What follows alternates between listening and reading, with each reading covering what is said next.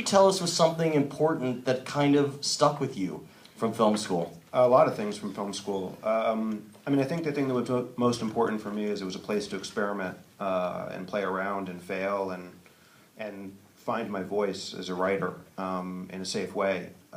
Specifically, the thing that stuck with me from a sort of structural standpoint was a teacher of mine had a way of structuring screenplays into 8 sequences of 12 to 15 minutes each, or 12 to 15 pages, and to build each of those sequences like a mini movie. First act having 2, second act having 4, and then the third act having 2 again.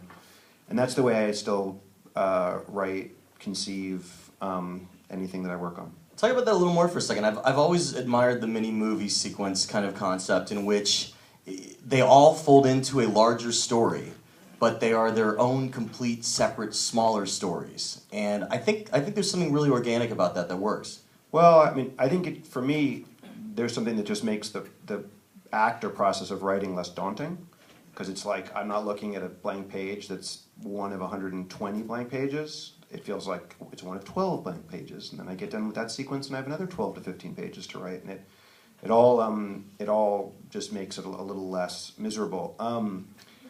Because I find writing pretty miserable. It's the reason I like producing. But we like you miserable, my friend. Yeah, well, not everybody in my life agrees with you. But at any rate, I think there is value to it beyond that, because what you end up doing is evolving characters quickly, so that like you're really trying to create mini arcs for each of the main characters within each of those sequences too. So you don't have a character that's sort of doing the same thing emotionally for 30 minutes or 60 minutes of the movie. Does it get complicated when you're cross-cutting or doing things that are kind of non-linearly? It's way more complicated when you have non-linear storytelling, and also when you have multiple ensemble cast like this. It's a lot easier to do that effectively when you have a single protagonist or 2 lead characters, or a lead character and a villain that doesn't have to evolve quite as much.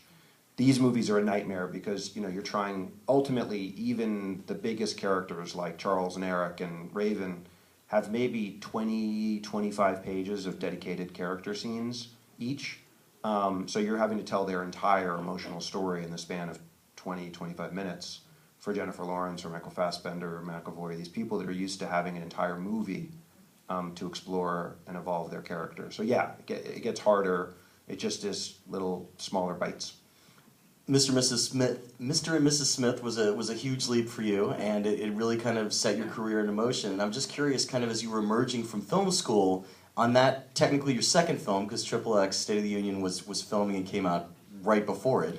What was something that was really eye-opening on one of those sets that the film school preparation couldn't have prepared you for, and in the fire, you kind of started learning, that you remember all these years later?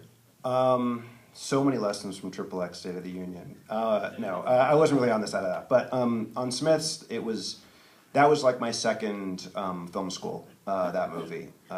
Because really what I learned from that was that the screenplay, even when you have what is considered the final or the shooting script, it's still only a suggestion of what they're going to shoot on the day. The actors will come up with ideas, the director, people in the crew, anybody can come up with an idea. You have to be fluid, and you have to be flexible, and listen and be open.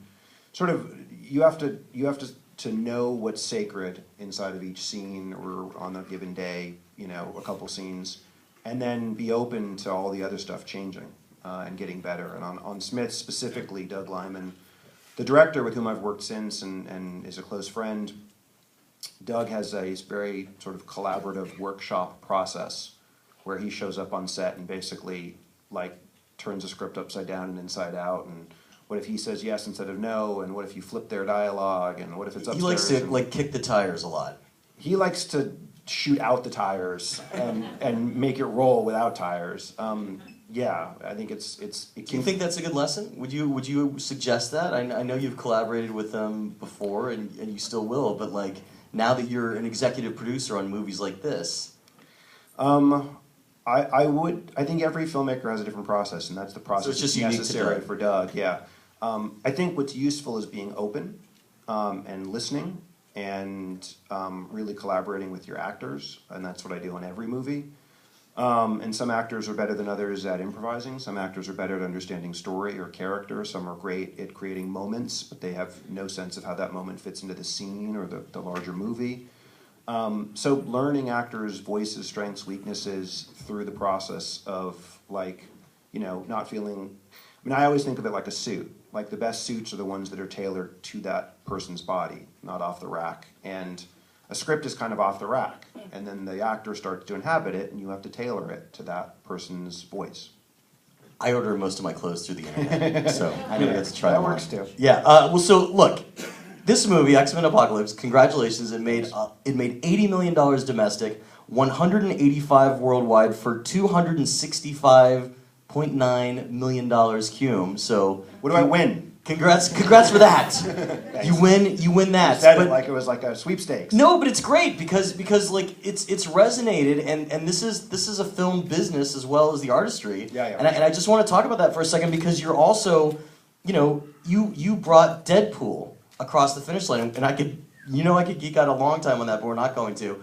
I'll say this, like, with 768 million worldwide for Deadpool, it's quite funny that a movie like that for 6 years was trapped in development hell. 10, I think. 10, really. But I mean, active from when, you know, Reynolds came on and said, I'm going to do it, and they were really trying to carry the ball forward at Fox. They leaked the script. Yeah. They leaked their footage. Yeah. They could not get molested in this town. And basically, we did a screening with the writers, and they credit you for sure. That's as nice. In a final hour, being able to tell the studio you're missing something. What was it like for you to get involved and to give it that final kick out the door so that it could exist? Well, how I got involved actually is through the writers. I don't know if they told you this. They did. They did, yeah. So I got an email. I don't know if you guys were here, so I'll tell you. I got an email from Rhett and Paul, the writers, Rhett Reese and Paul Wernick, who wrote Zombieland and G.I. Joe 2, which is similar to my XXX2 credit. So, at any rate, they had written this fantastic script to Deadpool, and like you say, the studio had kept it alive but hadn't actually ever committed to making it. And I got an email from the guys that the title of the email was Deadpool Needs Your Ass.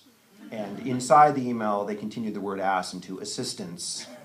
And it was a sort of them asking me to try to get involved and to try to convince the studio, Fox, with whom I make a lot of movies and make all these X-Men movies, to greenlight the film.